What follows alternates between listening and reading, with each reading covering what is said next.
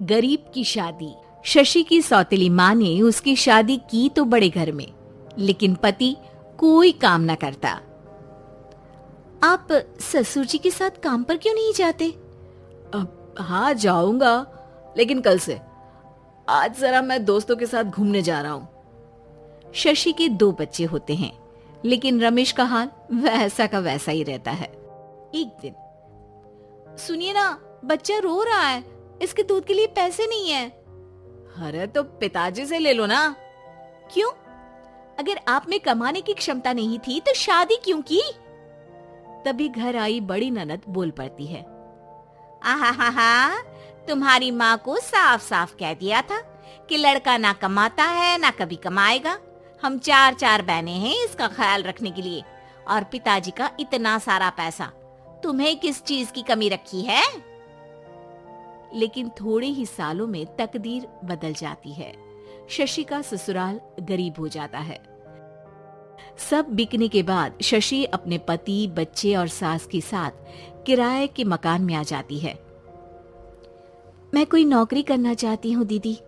अरे इतने बड़े घर की बहू थी शशि, तुम नौकरी करोगी? नहीं नहीं नहीं नहीं। नहीं करूंगी तो घर कैसे चलेगा? बच्चों को भी तो पालना है ना। तभी शशि का भाई आ जाता है। शशि, ये ले राशन का सामान, किसी भी तरह की कोई भी जरूरत हो तो बताना। भाई, अब मैं नौकरी करूंगी। देख बहन, वैसे तो मैं तेरे साथ हूं, लेकिन हाँ, मैं ये भी चाहता हूं कि तू अपने पैरों पर खड़ी हो जा। शशि को एक प्ले स्कूल में छोटे बच्चों को संभालने की नौकरी मिल जाती है। एक दिन, शशि, मेरे स्कूल को अब तुम संभाल लो, मैं कुछ दिनों के लिए अपने बेटे के पास जा रही हूँ। लेकिन प्ले स्कूल अकेले मैंने कभी नहीं संभाला है। अब ये सब मैं नहीं जानती, इतने महीनों में तूने जो देखा बस पूरे आत्मविश्वास के साथ उसे करना। शशि नीलम के जाने के बाद पूरे 1 महीने उसका स्कूल अकेले संभालती है, और फिर एक दिन आता है जब वो अपना खुद का स्कूल भी खोल लेती है। वाह शशि, तुमने आज मेरा सर गर्व से ऊंचा कर दिया। तुम्हारा यही आत्मविश्वास तुम्हें बहुत आगे ले जाएगा। नीलम, बहुत आगे जाने की चाह नहीं है, बस ये छोटा सा स्कूल मेरे बच्चों की अच्छी शिक्षा में मेरी मदद करे, यही मैं चाहती हूँ। शशि थोड़े थोड़े पैसों से ही अपना परिवार पाल रही थी। एक दिन उसके घर उसकी बड़ी ननद आती है। अरे भाभी, घर में कूलर तो लगा लेती, मेरी माँ को कैसे पंखे में लिटा रखा है? अरे तो शशि कौन सा एसी लगा कर सो रही है, वो भी तो यहीं रहती है ना मेरे पास। ज्यादा यहाँ आकर मेरी बहू को परेशान न किया करो। हाँ, मुझे भी शौक नहीं है इस छोटे से घर में आने का।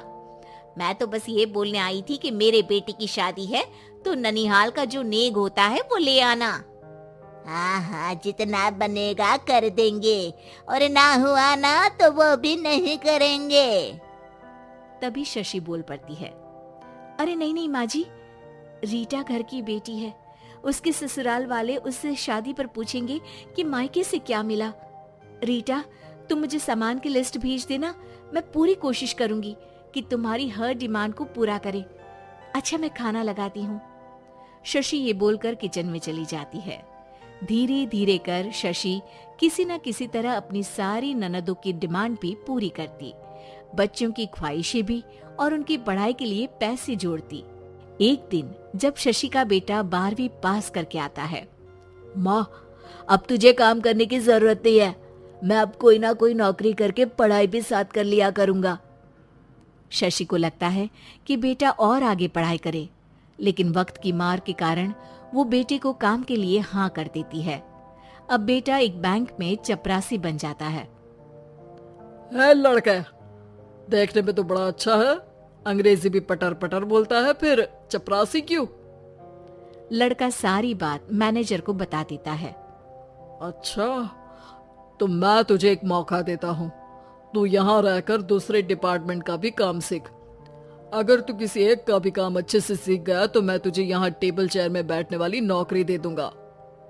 लेकिन एक दिन शशि की ननद उसे फोन करती है।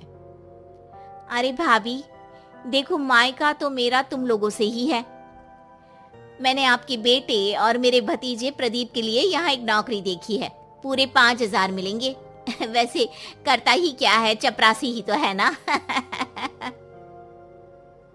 कोई बात नहीं रीटा, मैं उसे इस शहर के बाहर नहीं भेजना चाहती हूँ। बाकी वो शाम को आएगा तो मैं पूछ लेती हूँ।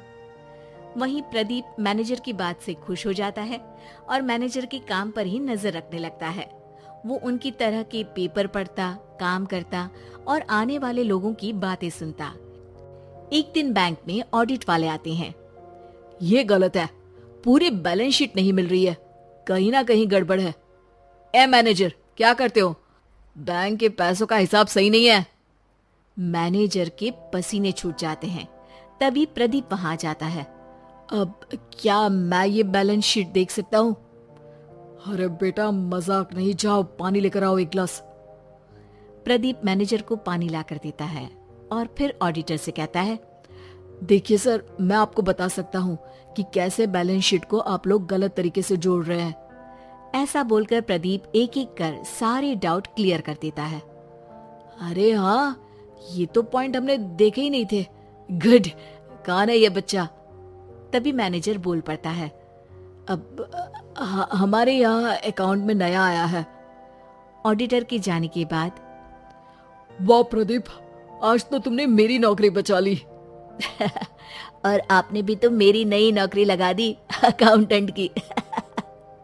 बस फिर क्या था, प्रदीप ने एक बार जो सफलता की सीढ़ी चढ़ी, बस चढ़ता ही चला जाता है।